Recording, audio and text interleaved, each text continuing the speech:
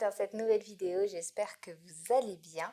Moi, je suis très heureuse de vous retrouver dans ce carnet de bord numéro 2 pour vous parler un petit peu de choses qui ont changé par rapport surtout au numéro 1. En fait, ce format est un peu tourné comme un format vlog en plusieurs fois dans lequel je vous parle de plusieurs sujets. Dans le premier qui remonte quand même au début de l'hiver, c'était une des premières vidéos de cette chaîne, il me semble bien. Dans ces formats, en fait, je vais vous expliquer un petit peu le derrière de ma chaîne, le pourquoi du comment, ce que j'apprends derrière en montage par exemple aussi, les questions que je me pose par rapport à mon podcast, mais aussi par rapport à mon activité professionnelle. Donc à ce moment-là, je venais de terminer un emploi salarié et je me lançais en auto-entreprise. Sauf que finalement, j'ai pas fait les choses comme je l'avais dit dans le premier format.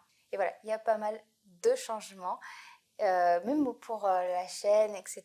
J'ai quelques questions pour vous, donc ça va être important que vous me mettiez des petits commentaires déjà pour soutenir la vidéo. C'est hyper important, les petits commentaires pour l'algorithme, on le sait bien, tout ça, tout ça. Et puis aussi pour... Première chose qui a changé depuis le premier format, j'ai des bébés chats. Je sais pas si on les verra, si on les entendra, mais si, je pense qu'on les entendra. Donc j'arrête pas d'essayer de faire des prises entre leur brouhaha et vous les verrez sûrement apparaître. D'ailleurs, j'ai fait une vidéo sur leur adoption si ça vous intéresse. Bref, ça va être une vidéo un petit peu chill dans laquelle on va discuter de plusieurs sujets à plusieurs moments différents, en tout cas pour moi. Et puis voilà, prenez votre petite boisson chaude ou ce qui vous fera plaisir. Petit moment de chill, c'est parti. Donc moi pour le coup, pour une fois, c'est pas le petit thé ou le maté habituel, mais plutôt de l'eau aromatisée. J'ai failli vous faire une vidéo Air Up vs Waterdrop, pas du tout sponsor ni rien, parce que j'ai tout payé de ma poche, etc. Parce que j'ai testé les deux pour boire plus d'eau.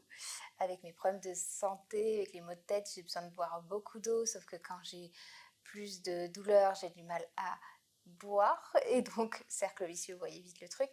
Et donc voilà, je me suis pris des trucs avec des petits goûts, sauf que Air Up, j'ai pas du tout accroché. Donc on va aborder plusieurs sujets, dont YouTube, comment je vois la chaîne, etc., ce qui a évolué de mon côté, si je change le nom ou pas, j'ai un questionnement là-dessus, je vais avoir besoin de vous et je vais vous expliquer pourquoi évidemment. Il y a aussi le podcast, si je continue aussi le podcast, ou en tout cas le diffuser sur YouTube, peut-être que sur les plateformes d'écoute. On va sûrement faire une petite aparté santé physique et mentale, mais aussi je vous parlerai peut-être de mes lectures du moment, je pense. En tout cas, aussi d'organisation, de bullet journal et tout ça. Comment je m'organise par rapport à ces multi-centres d'intérêt, passion, pôle, travail, etc., le tout mélangé, sachant que j'ai des troubles de l'attention, que j'ai beaucoup de centres d'intérêt différents, que j'ai des hyperfocus par-ci et par-là et des fils rouges qui restent, et que ça peut être un petit peu compliqué à gérer. Et j'ai quelques idées là-dessus, enfin en tout cas moi je suis de mon côté en train d'expérimenter des choses, et si ça fonctionne, j'ai envie de les transmettre parce que je sais que je suis loin d'être la seule dans ce cas-là.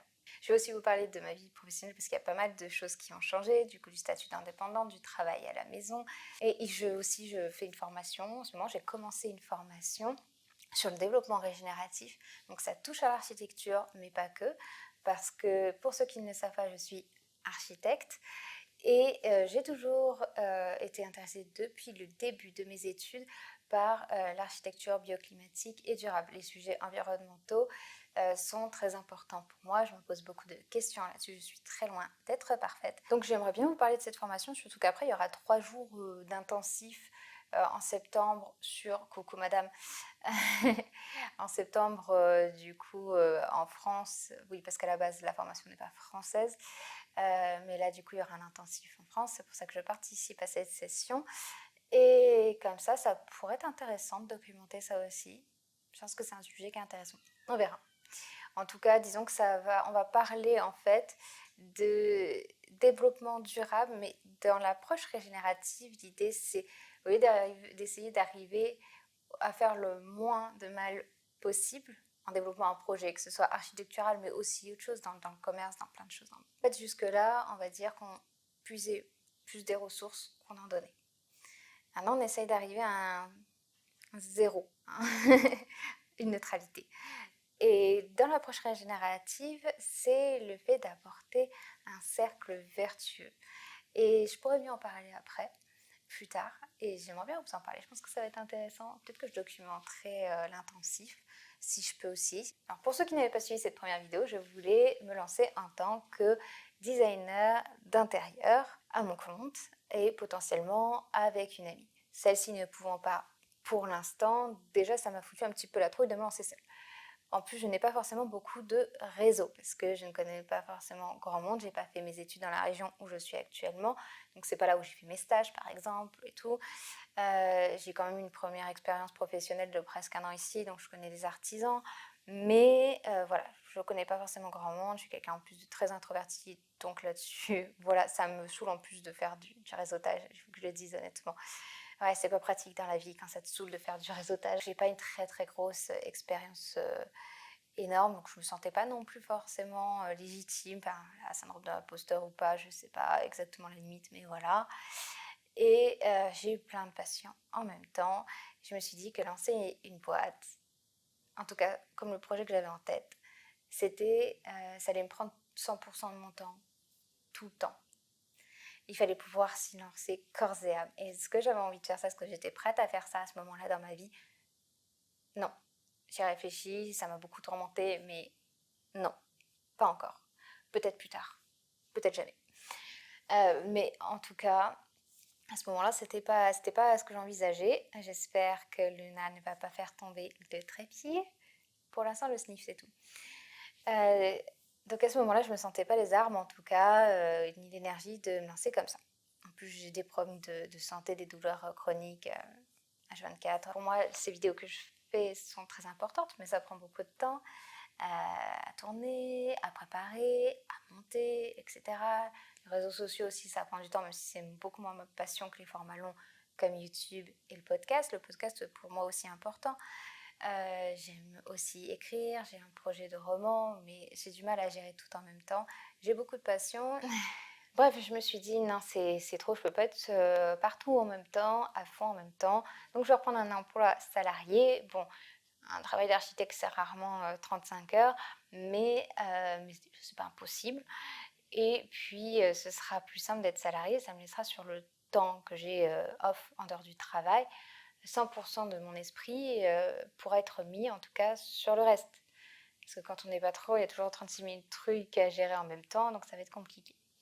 Donc j'étais partie de là, dire bon, bah, je recherche à nouveau du salariat. Bah, je suis tombée sur une autre opportunité qui était de travailler en mission pour une agence et du coup d'avoir mon statut d'auto-entrepreneuse avec une agence avec laquelle j'ai eu un très très bon feeling, ou avec qui la philosophie en fait de voir l'architecture mais aussi une philosophie environnementale, sociale, un petit peu un way of life, c'est très très très bien entendu, matché. Et du coup j'ai eu cette envie de lancer mon auto-entreprise parce que c'était comme ça qu'ils me proposaient de travailler avec eux. Donc c'est pour ça que je suis partie dans le système de l'auto-entreprise et puis je fais des missions pour des agences d'architecture, ou architecture d'intérieur aussi si ça se présente. Et en fait avec cette agence, ça pourrait évoluer en quelque chose d'autre, à ce que je rejoigne l'entreprise en tant que coopérative par exemple, enfin, en tout cas c'est l'idée en tête. Et dans ce cas, la personne avec qui j'avais pensé lancer la boîte Cedra Design pourrait à terme me rejoindre aussi. Enfin, ça rouvre plein de possibilités, rien de concret de sûr pour l'instant.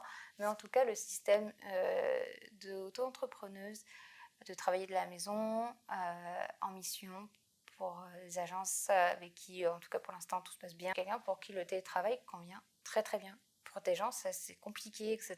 Pour moi, au contraire, c'est plus simple que d'être en présentiel. Parce que déjà, avec mes douleurs chroniques, je peux un peu gérer comme je veux. Même si bah, forcément je dois me faire violence parce que si j'ai mal à H24 forcément, vous voyez. Mais en tout cas, voilà, si je veux commencer un quart d'heure plus tard, une demi-heure, une heure, c'est pas grave quoi. Si je reste en pyjama, c'est pas grave. Et de prendre un plaid, etc. Parce qu'en plus avec les douleurs chroniques, enfin en tout cas perso, moi j'ai souvent des frissons, des choses comme ça. Donc vous n'allez pas augmenter le chauffage, j'ai ramené 36 plaids dans votre environnement de travail, ça peut paraître bizarre. Non. En tout cas, vos collègues, ils ont peut-être pas demandé à ce que vous augmentiez le chauffage ou fermez la fenêtre. Et puis, je suis une personne très introvertie qui a besoin de beaucoup de moments off ou même après un meeting, des appels. Pour moi, les appels, c'est compliqué, ça prend beaucoup d'énergie. Bien, donc là, pour l'instant, je pense que je suis en train de trouver mon équilibre pour tout ça, mais il faut justement que je mette en place des choses pour arriver à équilibrer avec les vidéos, avec le podcast, avec le sport. Le sport aussi, ça a été hyper compliqué. Parce que depuis que j'ai eu le Covid début janvier, je ne l'avais jamais eu. Il m'a mis complètement KO, donc je pense qu'avec les douleurs chroniques, ça a dû rajouter une bonne couche. Là, malheureusement, j'étais un peu tombée dans un cercle vicieux duquel je suis en train un peu d'essayer de sortir parce que plus j'ai mal, moins j'ai envie, la motivation, même la force, si j'ai trop mal, c'est pas possible de faire du sport, mais moins j'en fais, plus j'ai des douleurs, comme des douleurs lombaires, etc. Euh, et du coup, c'est un cercle vicieux, hyper nul.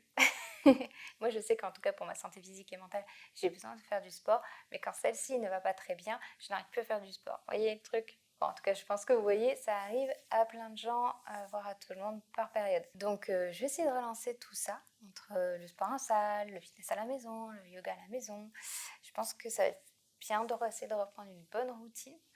Pour ça, j'essaie de me servir du bullet journal. Pour ceux qui connaissent mes vidéos, vous savez que je fais des vidéos au moins une fois par mois. À la base, je vous parlais beaucoup de neuroatypie. Je vais continuer à en parler, ça c'est clair. Et du fait de chercher un petit peu sa voix. Mais il y a un côté un peu développement personnel avec lequel je ne suis pas forcément à l'aise. Je lis, je consomme du développement personnel, mais à dose assez modérée ou par phase, ou que certains types de contenus, certaines personnes. Parce que je trouve qu'à côté, il y a aussi plein de gens qui vous vendent du bullshit. Pour vous vendre des trucs, etc. Et que là-dessus, je suis pas alignée avec ça, en tout cas perso. Et moi, c'est parce que j'avais envie de faire. De toute façon, je m'en sens pas la légitimité. Moi-même, ma vie, c'est un chaos dans ma tête, etc. Et j'avais justement envie de vous parler de ce cheminement et de le faire avec vous. Mais je pense que je peux le faire par petites doses au travers d'autres choses, parce qu'on n'est pas là pour avoir un journal intime. Et bref, dans ma quête de trouver quelque chose qui convienne avec bien-être, parce que c'est des sujets qui m'intéressent depuis le tout début, depuis le début de mon activité sur Internet. Et la créativité, parce que pour moi c'est hyper important aussi.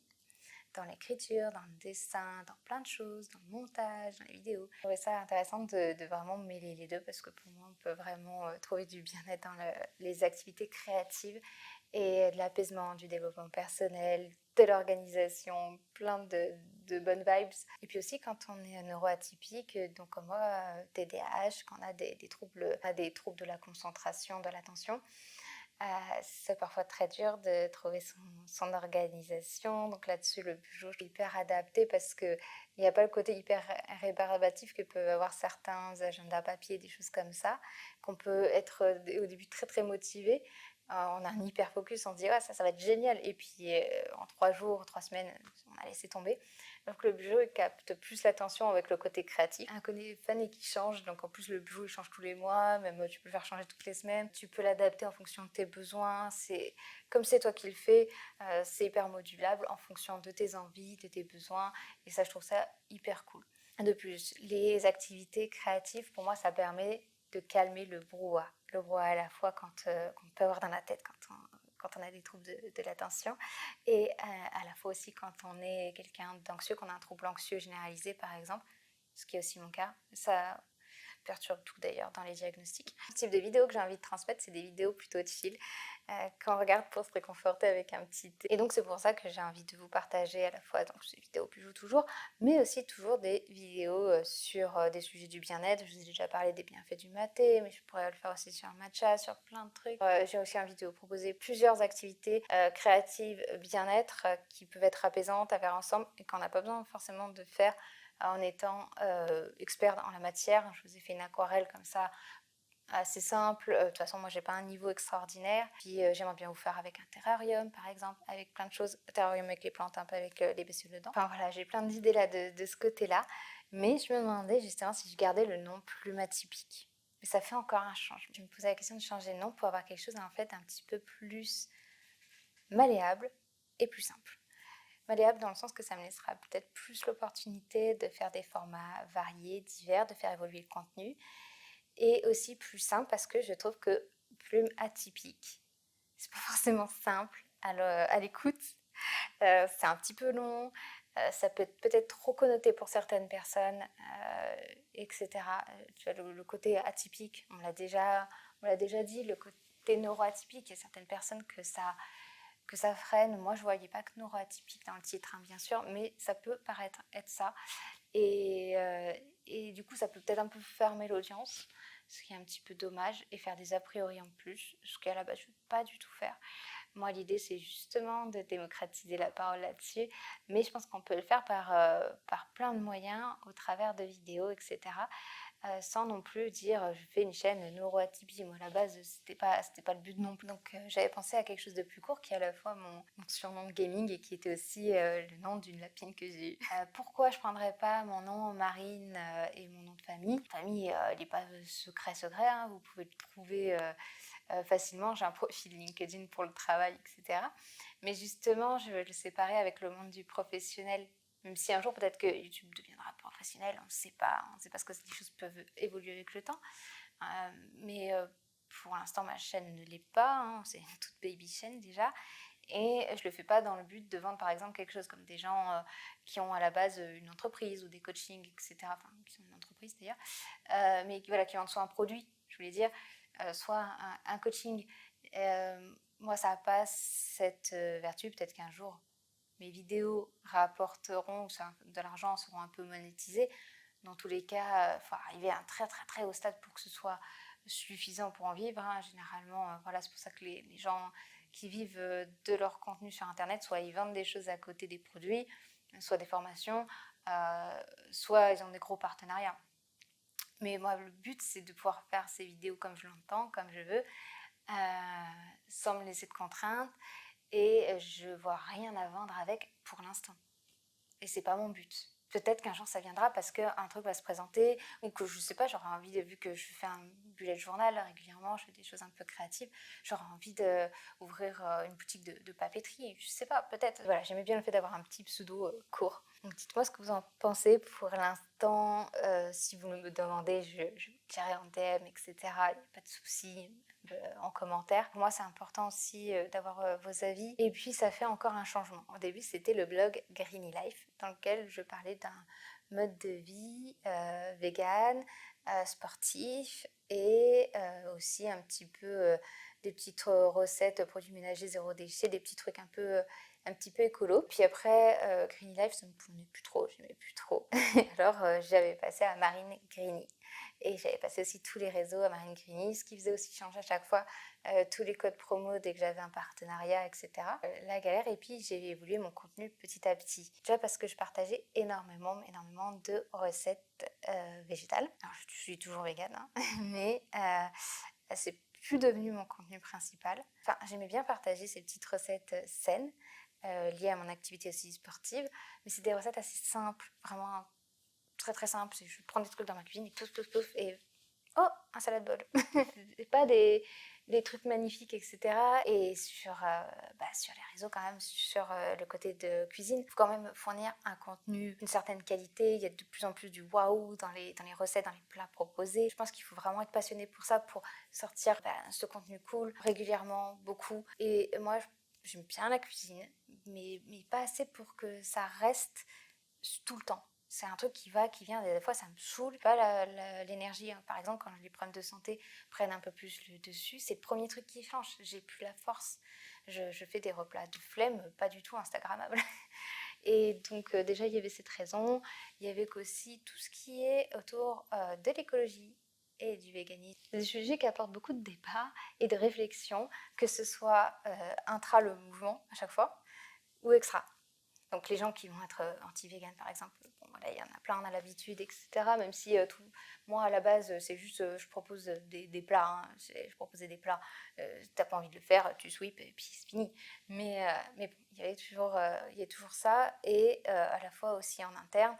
J'avais à la fois une communauté du coup de mon mode de vie vegan, et à la fois de choses écolo que je proposais, petites recettes pour faire sa lessive maison, des choses comme ça, et qui pouvaient être assez critiques. Alors là, t'as acheté un truc industriel, emballé, etc. C'était assez critique en interne comme en externe. Dès que tu faisais un pas assez parfait, pas assez ceci, pas assez cela, je recevais beaucoup de critiques en DM, plus en DM qu'en commentaire public là-dessus. Et pour moi, c'était une grosse charge mentale.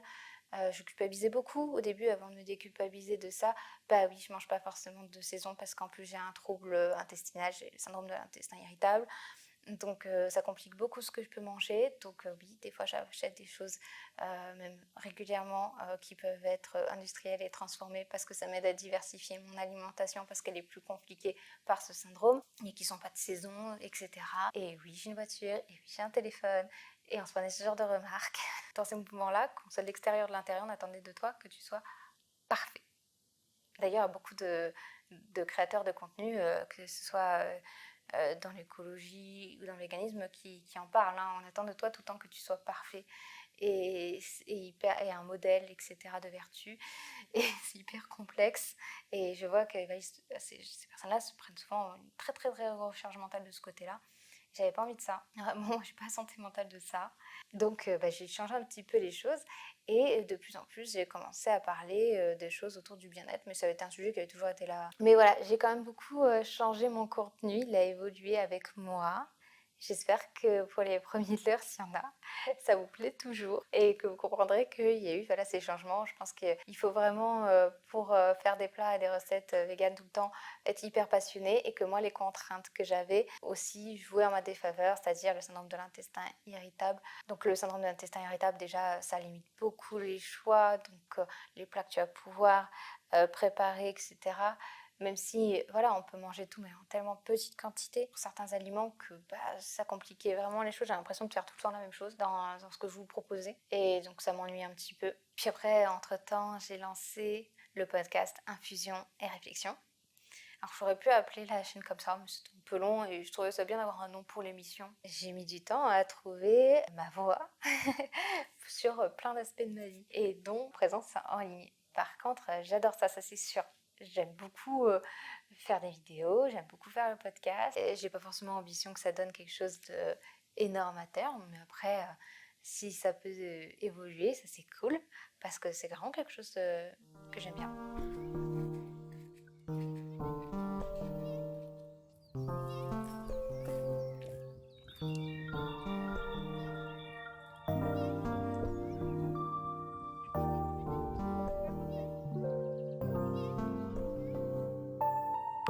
On se retrouve dans la deuxième partie de cette vidéo. Du coup, j'espère que vous avez apprécié la transition avec quelques images autour du lac d'Annecy en randonnée. C'était vraiment magnifique, ça a fait vraiment du bien de reprendre l'air, de marcher, etc. Et c'est super chouette, c'était très joli. En plus, il faisait vraiment méga beau. Bon, des températures un peu inquiétantes quand même pour aussitôt dans l'année en avril. Alors, je voulais vous parler un petit peu du podcast aussi. Mon podcast s'appelle Infusion et Réflexion. On peut le retrouver sur toutes les plateformes d'écoute et aussi sur YouTube. À partir du moment où j'ai commencé à faire cette chaîne, j'ai partagé aussi les podcasts sur YouTube. Sauf que je me pose la question de laisser ce système-là ou pas, ou alors de peut-être changer de format, de filmer en même temps, dans le sens où forcément c'est pas les vidéos qui font le plus de vues, même si j'en suis qu'au début, donc est-ce qu'on peut vraiment juger là-dessus? Je sais pas, mais bon voilà, donnez-moi vos avis. En revanche, j'ai perdu des écoutes sur les plateformes parce que je pense qu'il y a des personnes qui écoutaient avant sur les plateformes qui maintenant écoutent sur YouTube parce que voilà, la date coïncide parfaitement, enfin ces périodes coïncident parfaitement au niveau des écoutes, etc. et du lancement sur YouTube. Du coup, je suis partagée parce qu'il y a vraiment des personnes qui vont l'écouter dessus, voilà, il y a quand même des vues, des commentaires, etc. Mais c'est pas forcément ce qui marche le mieux en termes de vidéos parce que ce ne sont pas des vidéos. Pour l'instant, ce sont juste les audios avec un audiogramme une audio wave qui bouge. Mais du coup, je suis pas certaine de la pérennité du podcast sur la chaîne. Dites-moi ce que vous en pensez, si je devrais le laisser plutôt sur les plateformes d'écoute. Mais je vais quand même tester de le filmer pour voir ce que ça donne. Donnez-moi aussi vos avis. On va tester avec une personne que je vais interroger dans ma série Créer sa voix, de se filmer toutes les deux pour se challenger ensemble et tout, ça va être marrant. Et du coup, ce podcast, il sera en duo et publié en audio et en vidéo. Donc c'est là où aussi on pourra un petit peu voir les retours par rapport à ça. Je pense qu'il faut avoir testé pour pour savoir. Et puis entre les épisodes duo dans la série Créer sa voix, je vais continuer aussi les épisodes solo. Toujours sur le même type de thème, donc du bien-être, du sport, questionnement neuroatypie, psycho, un petit peu dev perso, enfin voilà, tout ce mood-là. N'hésitez pas à me dire si les thèmes abordés dans le podcast vous plaisent, si vous voudriez en voir de nouveaux, ce que vous voudriez voir de différent, ou si vous pensez qu'il vaut mieux que je me concentre sur les vidéos et peut-être faire une pause avec le podcast. C'est vrai que dernièrement, j'ai plus mis l'accent sur les vidéos quand j'avais le temps d'en faire, que sur le podcast. En tout cas, concernant la santé, là, j'essaye vraiment de réinverser la vapeur et de pouvoir reprendre un bon rythme, essayer de rebouger, par exemple, un petit peu tous les jours, que ce soit avec du yoga, des séances fitness à la maison. Peut-être que si c'est plus compliqué d'aller à la salle en ce moment, eh bien tant pis, on peut faire d'autres choses. En plus, j'ai dit plein de fois dans mes podcasts, mais des fois, le mental et le physique en même temps font un down et puis on n'arrive plus à sortir d'un cercle vicieux. Ça arrive, c'est ok. Après, on peut rebondir et voilà. Donc j'essaye de ressortir de là parce que je sens que ça va me faire beaucoup de bien au moral comme au physique. De toute façon, tout est lié. Je ne sais pas si, par hasard, vous auriez envie que je vous parle un petit peu de sport aussi. C'était quand même un de mes premiers sujets. Pour ça, d'ailleurs, par rapport aux douleurs chroniques, je suis en train de tourner une vidéo en plusieurs fois sur un parcours que je suis en train de faire avec le centre antidouleur. Sachant que moi, ça fait 15 ans de douleur H24, donc des médecins, des hôpitaux, centres antidouleur, j'en ai fait. Mais suite à une nouvelle piste, j'ai recommencé le parcours et ça peut-être être un game changer. Donc, je me dis que ça peut aider d'autres personnes. Donc, je vais en parler en vidéo. Pour ce qui est de l'écriture, l'écriture de mon roman, thriller / roman psychologique, pas grand-chose qui a avancé, malheureusement, parce que justement, j'ai du mal à m'organiser entre tout ça, avec la santé qui a fait une petite baisse depuis le début de l'année. Donc ça aussi, c'est quelque chose que je suis en train de relancer, d'essayer de mieux m'organiser, parce que c'est aussi compliqué quand j'ai les mots de tête d'écrire de ce côté-là. Pourtant, c'est quelque chose qui me plaît vraiment beaucoup. C'est vrai, quand on a plusieurs passions en même temps, c'est compliqué de trouver l'équilibre entre tout. Et puis aussi, quand on a des douleurs chroniques, l'écriture, par exemple, entre ce qui se passe dans ma tête et ce que j'arrive à mettre en forme, quand la douleur elle est plus ou moins forte, il y a un décalage. Mais bon, là, je suis en train de remettre ça en forme. Je vais participer à un challenge d'écriture à la fin du mois. C'est le challenge d'écriture de Christelle Bailey, qui est aussi présente sur YouTube. C'est comme ça que je l'ai connue, puis sur Twitch, etc. Qui fait le challenge d'écriture Fight Forward. Donc j'avais participé à l'édition précédente et je vais participer à celle-ci. J'ai vraiment hâte d'y être. Je pense que ça va me permettre de me rebooster là-dedans parce que le fait d'avoir eu plusieurs embûches dans l'écriture, ça m'a un petit peu démoralisée, déprimée, l'impression de rien faire de bien. Donc ça va pouvoir me permettre de repartir, je l'espère. Et du coup, je vous en reparlerai dans un prochain épisode si ça vous intéresse. Ah, et je vais demander si ça vous intéresse qu'on parle lecture. Ça pourrait être pas mal. Bon, je ne fais pas partie du Booktube, etc. Mais je ne fais pas beaucoup de revues lecture parce que de une, je suis une slow reader, comme on dit. Je lis très lentement, par étapes, parce que déjà ça dépend de mes douleurs. Ça peut être plus ou moins compliqué de lire. En plus, quand je lis un roman, je passe 10 ans à imaginer des scènes dans ma tête et je m'arrête au milieu des pages. Donc voilà, je lis lentement et quand j'aime aussi un roman, j'aime bien faire des pauses pour le faire durer, comme avec celui-ci de Stephen King, Le Conte de Fées, que j'aime beaucoup. J'adore Stephen King en général, plus ses romans fantastiques que fantastiques horrifiques. Il y a toujours un petit peu de peur, hein, mais c'est complètement différent, par exemple, entre un Shining et entre Conte de Fées, complètement différent. Et du coup, Conte de Fées, que je prends bien du temps à lire, que je fais des pauses, etc. Il est vraiment génial, moi je l'adore. J'adore la plume de King, que je trouve à la fois très simple et très percutante, vraiment qui sait retranscrire les émotions. C'est ce que j'aime. Après, je sais que King, ça divise. On n'aime pas. Dans Conte de Fées, on suit la vie d'un jeune garçon qui va vivre des drames familiaux pour commencer, puis qui va rencontrer un vieux monsieur à qui il va sauver la vie.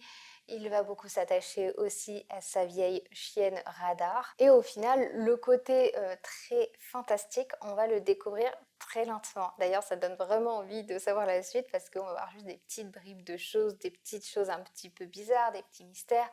mais le côté vraiment fantastique d'un autre monde. Et ça, on l'apprend qu'en avançant dans le roman, c'est vraiment, je sais pas, on va dire à peu près à partir de la moitié vraiment, qu'on connaît vraiment l'autre monde. Et les personnages sont tous très attachants, que ce soit le vieux monsieur, même si au début il est très très grincheux, mais on comprend aussi pourquoi, etc.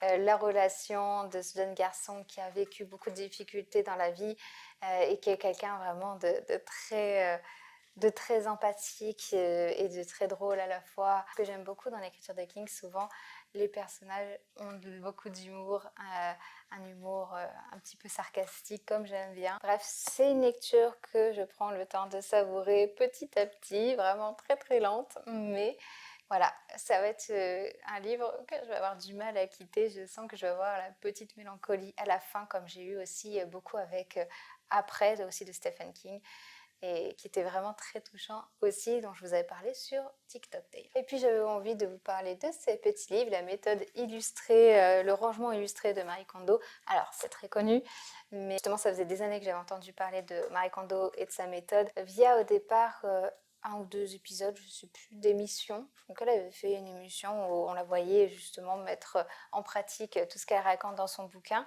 J'avais jamais lu le livre, et puis il n'y a pas longtemps j'ai fait une commande Recycle Livre où il y a des livres d'occasion, et en fait je n'ai pas forcément fait exprès de le prendre en mode manga. J'ai vu méthode illustrée, je pensais que ce serait plus du texte avec quelques illustrations par-ci par-là. Mais en fait non, c'est sous forme d'un manga. Et en fait c'est très sympa, ça faisait longtemps que j'avais pas lu de manga. J'en lisais beaucoup ado, mais ça faisait très très longtemps que j'avais pas lu. Et du coup dedans on suit une jeune femme, Chiaki, qui travaille beaucoup, qui a un appartement très désordonné, mais ça lui plaît pas du tout de vivre comme ça. Mais elle se sent complètement débordée et elle n'arrive pas à faire face. Elle a un voisin que pour le moment je trouve assez antipathique et condescendant, mais je pense que ça va s'améliorer avec le fil de l'histoire, j'espère. Et on a Marie Kondo, évidemment, qui va être appelée à l'aide par Chiaki. Et du coup, c'est comme ça qu'on va pouvoir suivre les étapes de la méthode et nous donner des conseils. Et là où je me retrouve par rapport à des traits de TDAH, c'est toutes les passions multiples et des fois des hyperfocus qui ne durent pas forcément longtemps.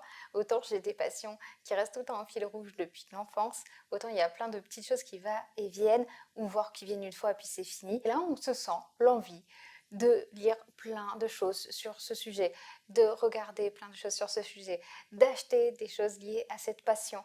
Et donc, on accumule pas mal de choses et on a tendance à vite se retrouver surchargé. Et ça peut m'arriver du coup de me retrouver surchargée et aussi d'avoir du mal à m'organiser dans ma tête parce que tout part dans tous les sens, à prioriser, et ça se retrouve aussi du coup dans mon quotidien. Plus la fatigue, les douleurs chroniques qui font que plein de fois, juste je repousse les choses. J'ai une phobie aussi de l'administratif, de tous les papiers. Donc il y a pas mal de choses que malheureusement je repousse, je procrastine, et ça s'accumule et ça m'énerve. Et au final, je ne suis pas du tout alignée avec ce que j'aurais envie dans ma tête. Et d'ailleurs, la méthode commence par vous demander de visualiser votre vie rêvée dans votre logement. Et pour ça, moi, j'ai directement pensé à mes tableaux Pinterest. Je vous les mettrai là, même si mon Pinterest, il y a un petit peu de tout. Parce que au final, j'ai vraiment mis l'ambiance idéale que j'aimerais retrouver chez moi. Une ambiance cocooning, slow living, très douce, qui apaise. Parce que justement, j'ai besoin d'apaiser mon esprit qui a tendance à être tout le temps à 10 000 à l'heure et dans tous les sens. Donc au final, j'aimerais bien avoir un environnement apaisant autour de moi. Donc l'idée, c'est d'arriver un peu plus à faire ce que moi j'imagine dans ma tête, dans la réalité. J'ai plein d'idées depuis des lustres sur les aspects que j'aimerais avoir chez moi, mais j'arrive pas forcément à atteindre ça. Alors bien sûr, il y a aussi toujours un côté financier, on n'achète pas toujours ce qu'on a envie, mais je pense qu'avec des choses simples, on peut déjà faire très bien. Et c'est pour ça que je vais voir avec ce bouquin ce que ça va donner. J'en suis à peu près à la moitié. En fait, je le lis par petits bouts entre mes pauses de 5 minutes que je fais en travaillant parce que je teste depuis quelques jours la méthode Pomodoro. Et donc, je vous en ferai une vidéo quand, par exemple, ça fera un mois pour vous parler de la méthode Pomodoro. Je pense qu'aussi, elle peut être vraiment pas mal pour les personnes qui ont des troubles de l'attention. Car cette méthode a été inventée et écrite et partagée dans un livre par quelqu'un qui avait du mal à se concentrer dans ses études. Donc justement, ça pourra parler à pas mal de gens qui ont des troubles de l'attention, peut-être pas tout le monde forcément, on est tous différents, mais c'est justement en expérimentant qu'on pourra savoir si ça nous convient ou pas. Et voilà, j'espère que cette vidéo vous aura plu. N'hésitez pas à me laisser un petit commentaire déjà pour me donner votre avis sur cette question du changement ou pas du nom de la chaîne. Et puis aussi pour me dire si vous avez apprécié cette vidéo, c'est très important pour YouTube, vous connaissez, et de laisser un petit like. En tout cas, on peut se retrouver aussi au quotidien pour faire connaissance, pour échanger sur les réseaux sociaux, je vous les remets par là. Et puis attendre l'oreille vers mon podcast Infusion et Réflexion. En attendant, prenez soin de vous, je vous fais des bisous et à bientôt. Ah, et puis j'allais oublier, abonnez-vous. Salut!